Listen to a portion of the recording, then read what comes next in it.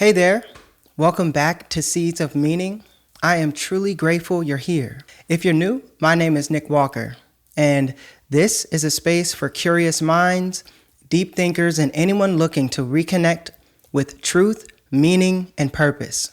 Each week, we explore books that challenge how we see the world and help us grow intellectually, emotionally, and spiritually. So if you've ever felt overwhelmed by the noise, and you're looking for something that feeds your mind and nourishes your soul, you're in the right place. Today, we're diving back in to Nexus, a brief history of information networks from the Stone Age to AI by Yuval Noah Harari. And this episode is all about the rise of relentless, always-on digital networks. We live in a world that never powers down. Even when we sleep, scroll, or simply walk through the city, there's a network quietly watching, recording, learning. In Chapter 7, Harari shows us how information networks have become relentless, not just fast or vast, but ever present. Unlike old surveillance systems that needed human eyes and government budgets, today's networks run on data we generate ourselves, voluntarily and constantly. Your phone tracks you, your purchases, messages, playlists, GPS routes, they all feed the network. And with the rise of AI and social credit systems, that data can now be scored, judged, and used to shape your opportunities. In this episode, we're going to explore how we're funding our own surveillance without realizing it, why every click, purchase, and photo adds to an invisible file on you, and how the rise of social credit systems could reshape trust, freedom, and status itself. We'll look at how the surveillance state isn't just a political fear, it's a personal reality. Not something happening out there, but something we carry with us in our pockets every single day. If that resonates with you, I'd love to invite you to subscribe, not just to keep up, but to grow with us. And as we go, feel free to drop your thoughts in the comments, because this isn't just content, it's conversation. Let's get into it. On page 344, the author says, by 2024, we are getting close to the point where a ubiquitous computer network can follow the population of entire countries 24 hours a day. This network doesn't need to hire and train millions of human agents to follow us around. It relies on digital agents instead. And the network doesn't even need to pay for these digital agents. Citizens pay for the agents on our own initiative, and we carry them with us wherever we go. This quote unpacks one of the most unsettling realities of our digital age. Surveillance is no longer something done to us by governments. It's something we've opted into, funded, and normalized. Harari's core insight here is that modern surveillance networks no longer rely on human beings to track other human beings. There's no need for government agents in trench coats or spy satellites overhead. Instead, the surveillance work is outsourced to digital agents, algorithms embedded in the devices we use every day. And the genius, maybe even the trap of it all, we're the ones paying for it. You and I spend hundreds or even thousands of dollars on smartphones, tablets, smartwatches, and fitness trackers. We install the apps, we grant them permission to track our location, always. We agree to the terms and conditions without reading them. Then we carry these devices everywhere, into our bedrooms, our cars, our conversations, our doctor's appointments, our moments of joy, pain, and confusion. In a way, we've turned surveillance into a lifestyle. But here's the deeper implication. Because this system is distributed, not centralized, it's hard to see. There's no big brother in the sky. There's just a million little brothers in our pockets, quietly logging data points 24/7. The network doesn't sleep, and because it's decentralized, it doesn't need to ask our permission anymore. It just rides along with us, silently collecting. Harari's warning isn't just about being watched. It's about the fact that we've become complicit in building the very system that monitors us. And we've done it, not because we were forced, but because it was convenient. To me, this reveals just how quietly freedom can erode, not through violent takeover, but through seductive convenience. We're not just talking about surveillance in the traditional sense, cameras on street corners or tapped phone lines. We're talking about something far more intimate, a world where every move, every click, every heartbeat, every curiosity becomes data, packaged, analyzed, and used to shape your behavior. And the scariest part, you probably feel like you're in control. You picked the phone, you downloaded the app, you accepted the cookies, but Harari is saying you didn't choose the network. You didn't choose the system. You just chose from within it. That's why this quote matters, because it challenges the illusion of agency. We believe we're free because no one is holding us down. But true control doesn't need chains. It just needs a screen and a well-designed interface. This new form of surveillance isn't enforced by fear. It's embedded in our habits. We check our phones 100+ times a day, unaware that each interaction feeds a machine that gets smarter, faster, and more influential over time. And as AI continues to evolve, that data doesn't just record what we do. It starts to predict what we'll do next and nudge us toward it. In other words, this isn't about whether they are watching. It's about whether we still know who we are beneath the algorithms that guide our attention, our decisions, or even our identity. If there's one object that captures Harari's warning, it's the iPhone. When Apple launched the iPhone in 2007, it was sold as a revolution in personal empowerment, a computer in your pocket, a tool for creativity, connection, and convenience. And it was that, but it also quietly became the most sophisticated surveillance device ever mass-produced. Think about it. Think about what your phone knows about you right now. Your exact location, down to the second.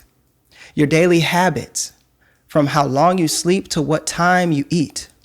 Who you text, what you Google, what makes you laugh, what makes you cry, what makes you angry. Your face, through Face ID. Your fingerprint, through Touch ID. Even your heartbeat, and every step, if you're using Apple Health or an Apple Watch. And you paid for it. You stood in line for it. You carry it willingly into every room of your life. You even sleep with it.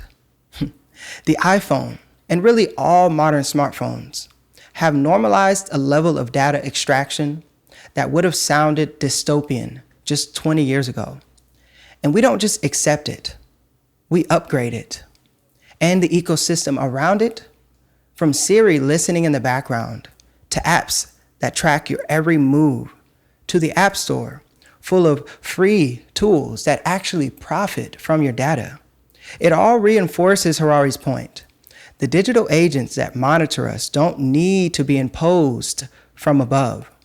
We invite them in, and we keep them charged. Even Apple's most recent moves, like its shift toward on-device AI, or its new journal app that uses machine learning to suggest what you should write about, are marketed as privacy wins, but they still deepen the intimacy between you and the machine.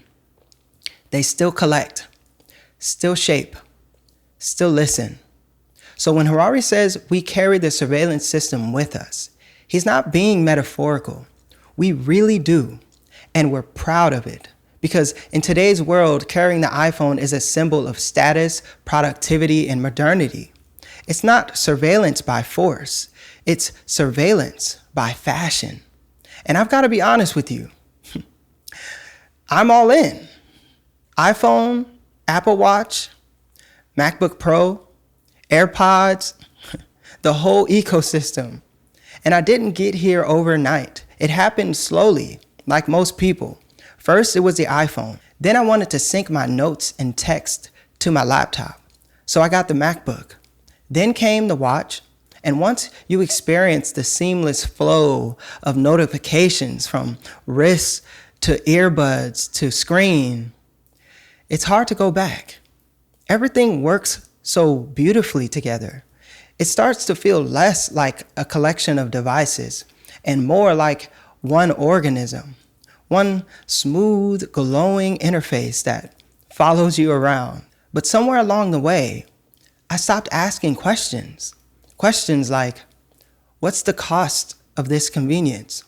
What does it mean that my device wakes me up, tracks my steps, logs my heart rate, reminds me to breathe, navigates my calendar, and knows exactly where I am at all times? It's not that I feel like I'm being spied on.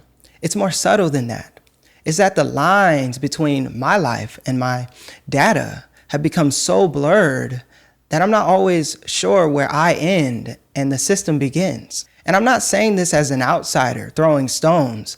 I'm saying this as someone who genuinely loves these products. They've helped me be more productive, more connected, more creative. But when Harari says we're the ones carrying the surveillance system, we're the ones paying for it, I feel that because I didn't need a government to impose this network on me. I chose it. And I keep choosing it again and again without always pausing to ask, what am I trading in return? And I know I'm not the only one. Some of us have become so loyal to the Apple ecosystem. It's basically a personality trait.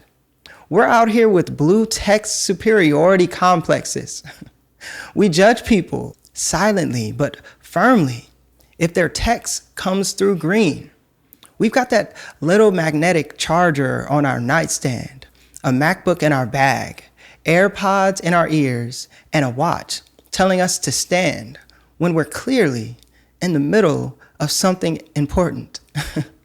And we laugh, but also we've built our lives around this thing.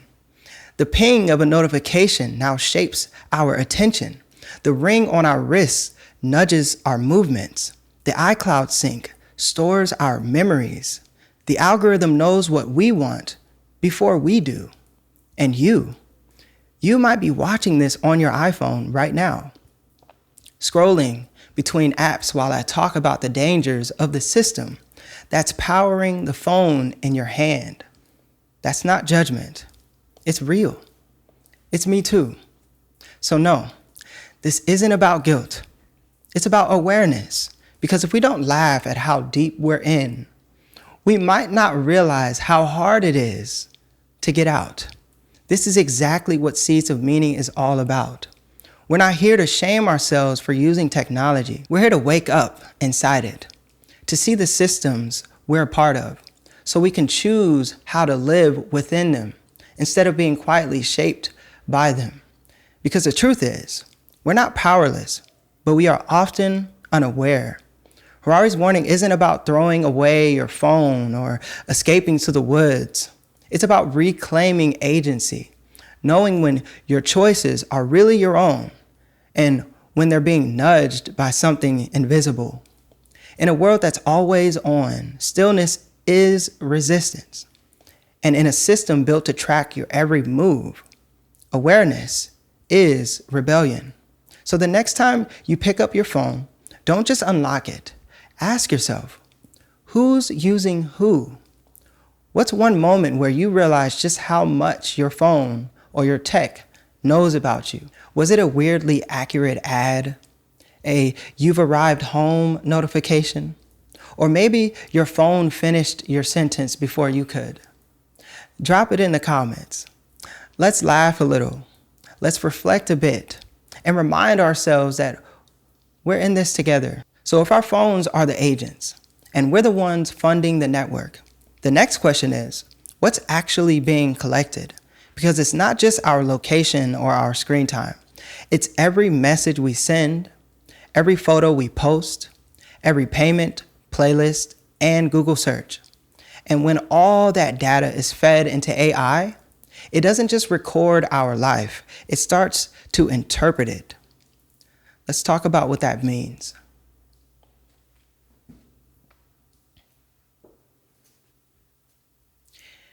On page 356, the author says, any physical activity a person engages in leaves a data trace. Every purchase made is recorded in some database.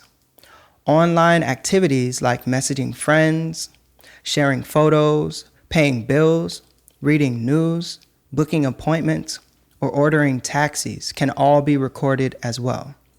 The resulting ocean of data can then be analyzed by AI systems to identify unlawful activities, suspicious patterns, missing persons, disease carriers, or political dissidents. Harari is zooming out here to show us just how vast and detailed the modern data trail has become. Every action you take in the physical world, buying groceries, swiping a Metro card, walking past a sensor, leaves behind a data footprint.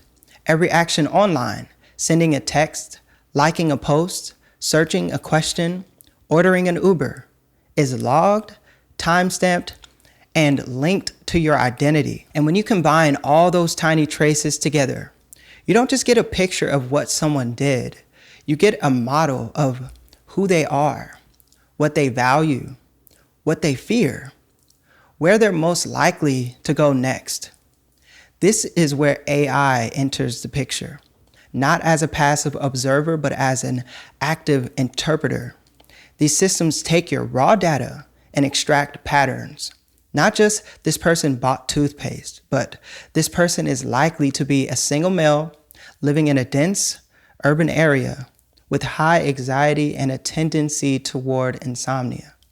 And what are those patterns used for? On the surface, crime detection, missing persons, public health. But just under the surface, surveillance of activists, targeting of dissenters, profiling based on race, income, or behavior. Harari is showing us that we don't need to say we're different anymore. Our data already told the story. And in the wrong hands, that story can be used to silence, exclude, or manipulate.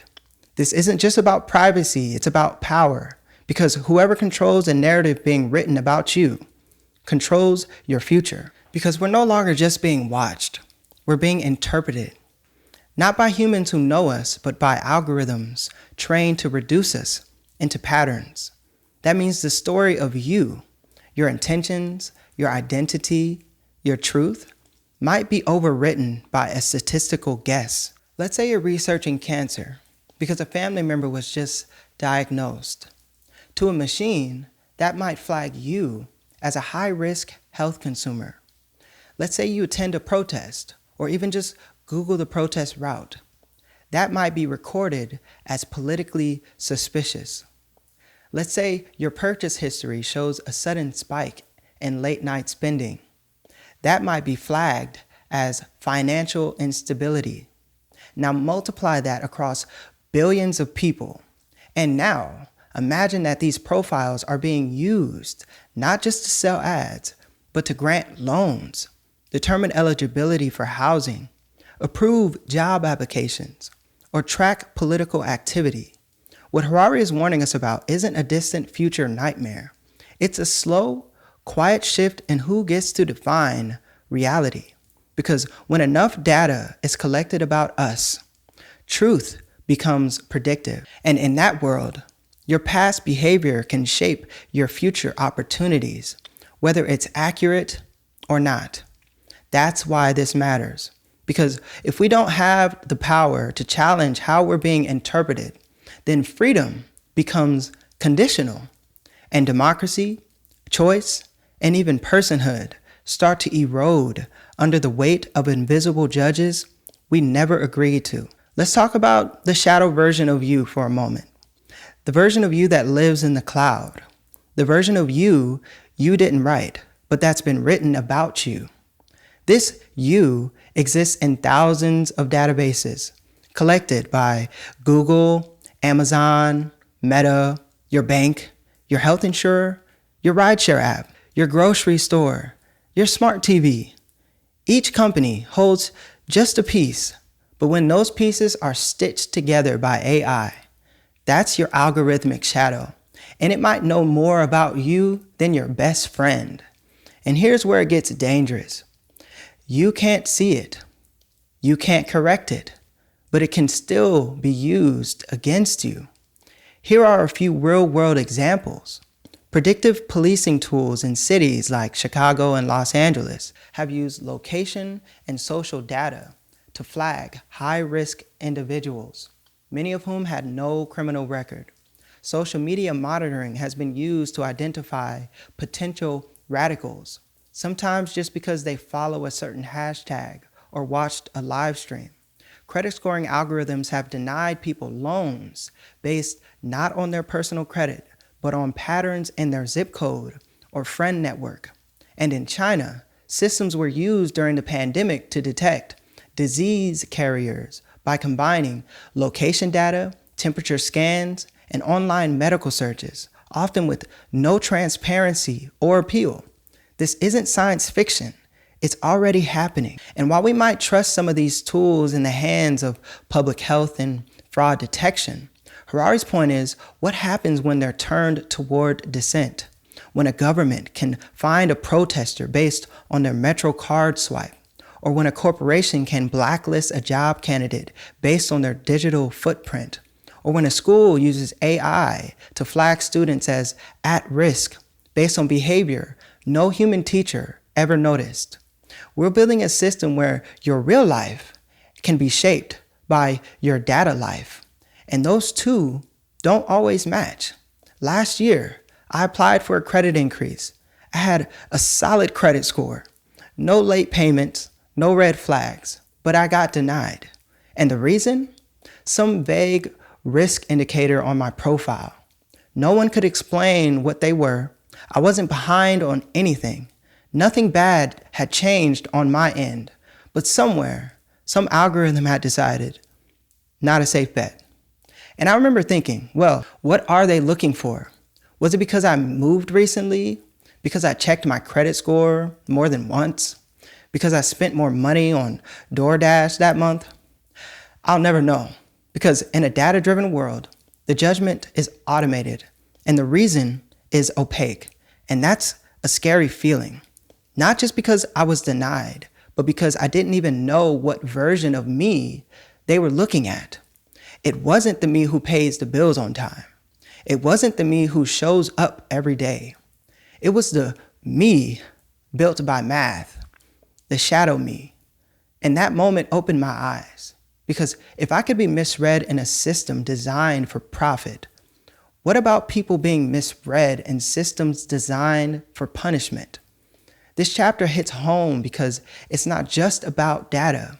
It's about dignity. When machines start making decisions about who we are, what we're worth, or what we deserve, it challenges something deeper than privacy. It challenges our humanity. Here at Seeds of Meaning, we're not just about decoding the world. We're about defending the parts of us that can't be graphed, scored, or sorted. The messy parts, the complex parts, the parts that don't fit neatly into patterns.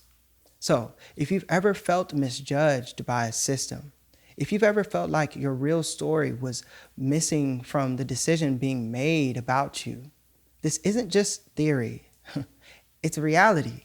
And it's a reminder that behind every data point, there's a person. And that person deserves to be seen fully, not just statistically. Have you ever been misjudged by a system that didn't really know you? Maybe it was a job application, a loan decision, a school placement, or even just an ad that made assumptions about who you are. What did that experience teach you about how you're seen and how you want to be seen? Drop your story in the comments. Let's talk about what gets lost when humans are reduced to data and how we get that wholeness back. So we've talked about how everything we do leaves a trace and how AI can take those traces and turn them into profiles, patterns, even predictions. But what happens when we start getting scored for those patterns? Not just interpreted, but ranked, rated, and rewarded or punished based on how well we behave. In the next section, Harari shows us how surveillance meets gamification and how that fusion is already reshaping power, reputation, and control. Let's talk about the rise of social credit systems.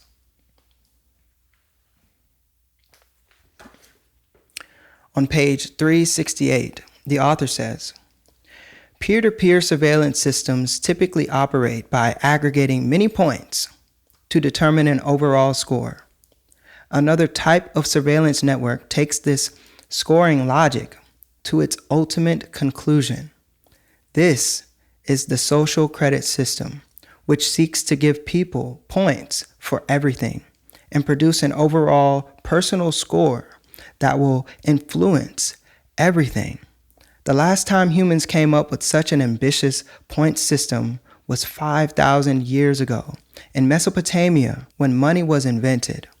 One way to think of the new social credit system is as a new kind of money. Harari is drawing a bold line here, connecting ancient systems of money with modern systems of social value. What he's describing isn't just surveillance, it's scoring. Every action you take, paying your bills on time, recycling properly, posting something appropriate, being polite in a customer service call, gets tracked and turned into a number. And that number becomes your new currency. He's referencing real-world systems like China's social credit system, where citizens can gain or lose points based on behavior. A high score might unlock benefits, cheaper loans, faster service, better job prospects. A low score, travel restrictions, slower internet, fewer opportunities. It's not just about whether you followed the law. It's about whether you conformed to an ideal citizen model. And that phrase, a new kind of money, is chilling because just like money can determine what you can buy, this system can determine who you get to be, where you're allowed to live, work, study, travel, even who's willing to date you or marry you. In this system, moral worth and social obedience are given numerical value, and your ability to participate in society depends on maintaining that score. It's not a dystopian sci-fi plot. It's already being piloted in real places. And Harari wants us to realize this isn't just tracking behavior, it's redefining identity. Because scoring people based on their behavior isn't just a way to promote order. It's a way to control freedom. At first glance, a social credit system sounds like it could be useful. Reward good behavior, discourage bad behavior, create a cleaner, safer, more respectful society. But here's a deeper issue. Who decides what good behavior looks like? And what happens when that definition becomes political? Let's say you post something critical of your local government. Does that lower your score? Say you hang out with someone who has a low score. Do you get penalized by association? Let's say you fall behind financially, not because you're irresponsible, but because you're caring for a sick parent. Does the system make room for that kind of nuance? The truth is, scoring systems flatten people. They reduce complexity to compliance. They reward sameness, punish dissent, and turn social life into a never-ending performance. And maybe the most dangerous part, they turn trust into a transaction. Instead of building trust through human connection, empathy, and shared experience, we start outsourcing trust to the score. And once that happens, reputation isn't something you earn, it's something the system assigns. And the more powerful the system becomes, the harder it is to disagree with it without risking your place inside it. Harari's warning isn't abstract. It's a reminder that the tools we build to shape society can end up shaping us in ways we didn't vote for and maybe didn't even notice. The first time I watched Nosedive, that episode of Black Mirror where everyone rates each other with stars after every interaction, I remember laughing at how absurd it felt and then feeling deeply uncomfortable because halfway through I realized this isn't the future. It's already here. Everyone's obsessing over their score, their social rating, a fake smile here, a perfectly timed compliment there, just to get that 5-star boost. And if your score drops too low, you're out. No apartment, no travel, no wedding invites. You're socially bankrupt. And what hit me wasn't just the satire. It was how familiar it all felt. Because don't we already do this? We rate drivers, restaurants, hosts, sellers, constantly. But it goes both ways. Uber drivers rate us. Airbnb hosts rate us. And beyond the apps, it's in the culture. How many likes did your post get?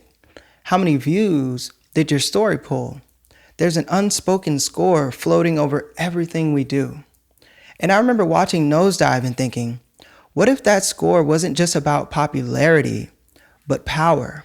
What if one bad week could lock you out of housing, jobs, or healthcare? What if your worth was boiled down to a number? That's what makes Harari's point so real for me, because Nosedive wasn't just fiction. It was a literal mirror, and what it reflected was a world where dignity became a data point, and freedom became a fragile privilege. If Nosedive showed us the emotional horror of a ratings-obsessed society, China's social credit system shows us the real-world blueprint. Over the past decade, China has been building one of the most comprehensive behavioral scoring systems on the planet. And while it's still evolving, and not every region uses it the same way, the goal is clear: to assign each citizen a score based on trustworthiness. But trustworthiness according to who? Here's how it works. Citizens can gain or lose points based on a wide range of behaviors. Paying bills on time, plus 10 points. Donating blood or volunteering, plus 20 points. Jaywalking, playing loud music, or criticizing the government, minus 30 points. Hanging out with someone who has a low score, your score might be dropped too. These scores can then be used to control access to everyday life. High scores may unlock fast-tracked visas, rental perks, or better dating profiles. Low scores, you might be banned from buying plane tickets, booking hotels, or even sending your kids to certain schools. And this isn't just theory. Millions of people in China have already been blacklisted from travel due to their credit scores. In one famous case, a man lost points for failing to apologize for a court ruling and was banned from flying over 6,000 times. What Harari is saying is that this isn't just a new layer of government control. It's a new kind of currency, not based on what you own, but on how well you behave. And in a system like this, obedience isn't just encouraged, it's economized. China's social credit system is one of the clearest examples of what happens when surveillance, scoring, and state power fuse into a single network. And it's not just watching you, it's shaping you, not just punishing crime, but rewarding conformity. And it forces us to ask, what happens when being a good citizen and being a free citizen are no longer the same thing. This is where things get real, because we're no longer just talking about technology. We're talking about the kind of humans we're being conditioned to be. Harari's insight isn't just about China. It's about us. Because when a society starts scoring behavior, it changes more than policy. It changes personality. You start smiling when you don't mean it. You avoid saying what you really think. You curate your life like a brand. And slowly, silently, the desire to be authentic is replaced by the need to be approved. At Seeds of Meaning, we're not here to accept that trade-off. We're here to ask harder questions, to notice the pressure to perform, to name the systems that reward conformity over truth. Because if we don't protect the space to be fully human, to be flawed, to be honest, to be real, then we'll start outsourcing that humanity to the score. And no rating system, no matter how sophisticated, can capture the full dignity of who you are. If your life today was being scored like a social credit system, what kind of thing do you think would raise or lower your score? And more importantly, would that score reflect who you really are? Let's have a real conversation in the comments. What does it mean to live truthfully in a world that keeps pushing us to perform? So, we've gone from data collection to data interpretation to behavior scoring. But Harari takes it one step further, because even with all these systems in place, there used to be limits. Social life was messy. Reputation was subjective. No one could track everything.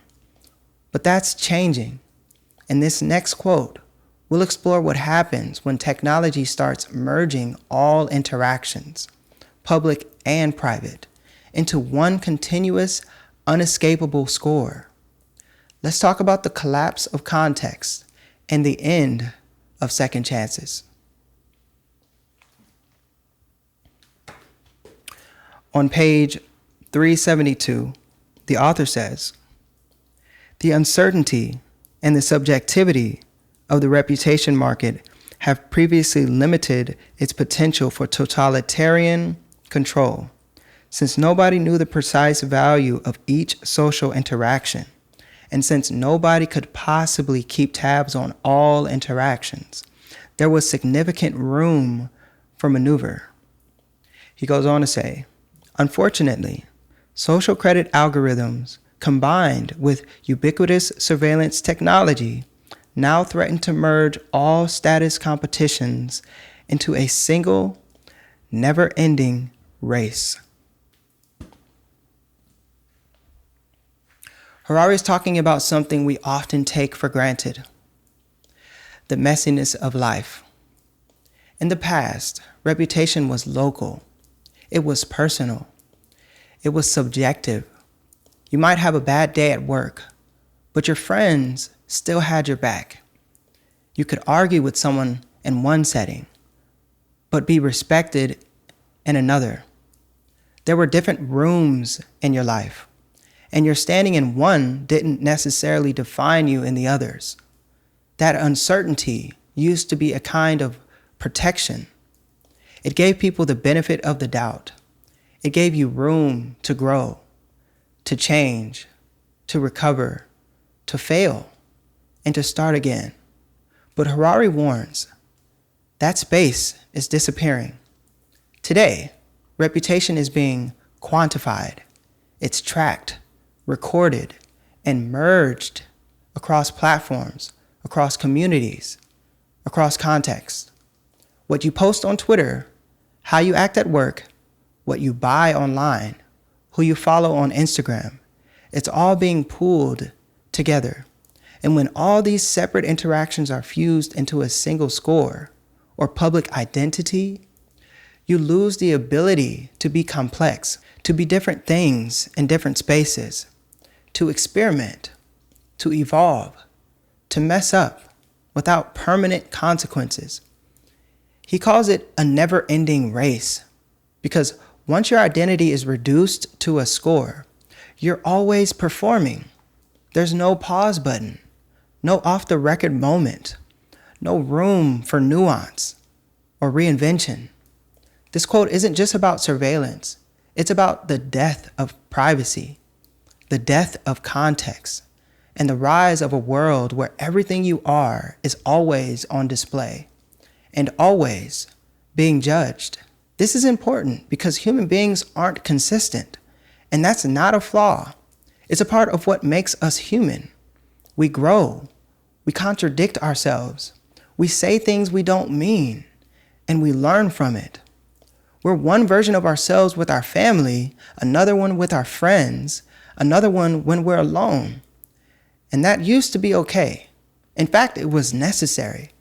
But when every interaction gets pulled into one continuous feed, when your reputation becomes a number that follows you across every platform, every job, every community, you lose the freedom to change. You become stuck in your own reflection, not the one in the mirror, but the one produced by machines. And the scariest part, you might start performing for the algorithm, not for truth, not for integrity, not even for other people, just for the score. That's the danger Harari is naming, a society where everyone is running, but no one remembers why, where status is optimized, identity is flattened, and the race never ends because the system was built to keep you running. So this matters because it's not just about technology.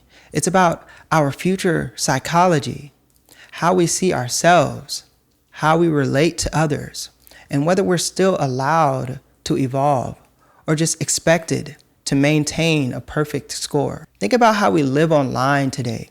We're not just sharing moments, we're curating personas.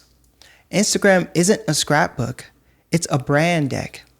LinkedIn isn't a resume, it's a never-ending pitch. Even casual platforms like TikTok, which claim to be authentic, still reward us for being consistently entertaining, aesthetically pleasing, or on trend. And it's not just about what we post. It's about how every part of us is increasingly scored and optimized. Spotify Wrapped turns your music taste into social capital. Twitter impressions determine whose voice gets amplified. Uber and Airbnb ratings determine your credibility as a person. YouTube and TikTok algorithms decide your visibility based on past behavior. Everywhere you go, there's a scoreboard.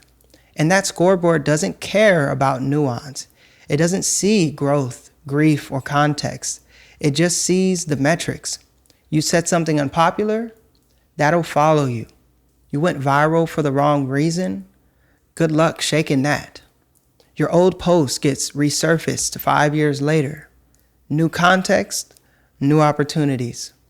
And when your identity becomes content, you're not living your life. You're managing it. Harari is showing us that this isn't just a shift in technology. It's a shift in how culture values human beings, not for our depth, but for our consistency, not for our wholeness, but for our performance. And that's not a world where truth thrives. It's a world where people stay silent, stay polished, and stay in line because they know the algorithm is watching. And if you've ever felt like you're falling behind in this invisible race, like your worth is being measured by likes, followers, ratings, or some algorithm you can't even see, take a breath and remember, you are not a brand, you are not a profile, you are not your productivity, your popularity, or your online footprint. You are a living, breathing, evolving human being, messy, complex, and beautifully inconsistent. And no system, no matter how advanced, gets to define you fully. Because the most important parts of who you are, they can't be scored. They can't be optimized. They can only be lived. So give yourself permission to grow, to change your mind, to try again, to not have it all figured out. In a world that rewards performance, authenticity is an act of courage, and your humanity is not a glitch in the system. It's your greatest strength. At its core, this chapter isn't just about surveillance or scoring systems. It's about remembering who you are beneath the noise. When Harari talks about a never-ending race, he's not just pointing to technology. He's pointing to how easily we forget our own value when we're constantly being measured. At Seeds of Meaning, we're here to slow that race down, to create space for reflection, for real conversation, and for inner recalibration. Because you don't need to earn your worth through performance. You don't need to keep up with the algorithm. You are already enough, not because of how you look online, but because of the life you're living offline. This chapter is a reminder. You are not here to be rated. You are here to be authentically you. And in a world that's always watching, being authentic might be the most radical thing you can do. What helps you stay grounded in who you are, especially when it feels like the world is always watching? Is it a daily practice, a mindset shift, a person in your life who reminds you of your truth? Drop it in the comments. Your answer might be exactly what someone else needs to hear today. So, what do we do with all of this? We've seen how data turns into control, how surveillance becomes self-funded, and how reputation is being rewritten by machines. But we've also seen something else, that awareness is a kind of resistance, that reflection gives us room to reclaim our own voice, and that meaning doesn't live in the score, it lives in how we choose to show up. Let's wrap it up with some key takeaways. Here's what Chapter 7 taught us. 1. Surveillance isn't something done to us. It's something we now fund, carry, and invite into our lives. The devices we use for connection and convenience are also the tools that track our movements, preferences, and patterns, often without us realizing how much we're giving away. 2. AI systems aren't just collecting data, they're shaping identity and power. The way machines interpret us through patterns, predictions, and profiles can influence everything from job opportunities to legal scrutiny, and it's happening invisibly without our input or consent. 3. Social credit systems turn reputation into currency and conformity into survival. When scores determine access to resources, obedience becomes the path of least resistance. But in doing so, we risk losing the freedom to think differently, speak honestly, or be fully human. 4.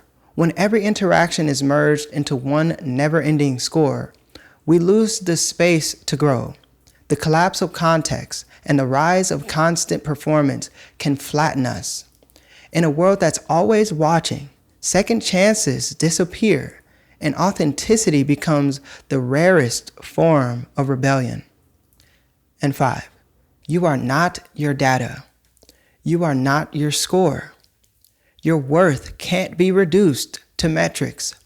And the most meaningful parts of you, the parts that change, struggle, reflect, and evolve, deserve protection in an age that tries to predict and perfect everything. So the invitation isn't to unplug from the world. It's to reconnect with yourself, to remember that in a system designed to track, rate, and reshape you, the boldest thing you can be is being authentically you. As always, this isn't just content, it's conversation. So tell me in the comments, what's one part of yourself that can't be measured but matters deeply? Or have you ever caught yourself performing for the algorithm instead of just living? Your honesty might help someone else feel seen, and your voice, it matters here and in the world we're building together. If this episode spoke to something in you, share it with a friend, a group chat, someone who's been feeling the pressure to always be on. Because the more we name what's happening, the more power we have to shift it together. Thank you for being here with me and for carving out space to reflect on the world we're living in. If you haven't already, I'd love for you to hit that subscribe button, not just to keep up, but to stay grounded in a community that values depth, awareness, and truth. And if you want to take these conversations further, you're always welcome at the Seeds of Meaning Book Club. The links are in the description. Come join us. Next week, we'll be diving into Chapter 8, Fallible. The network is often wrong. We're going to talk about the fallibility of artificial intelligence, not because it's weak, but because it's powerful in ways we might not fully understand or control. And if we're not careful, the mistakes we make in training it could become the foundations of a future we can't undo. It's a tough chapter, but an urgent one. Until then, stay human, stay curious, and keep planting seeds of meaning.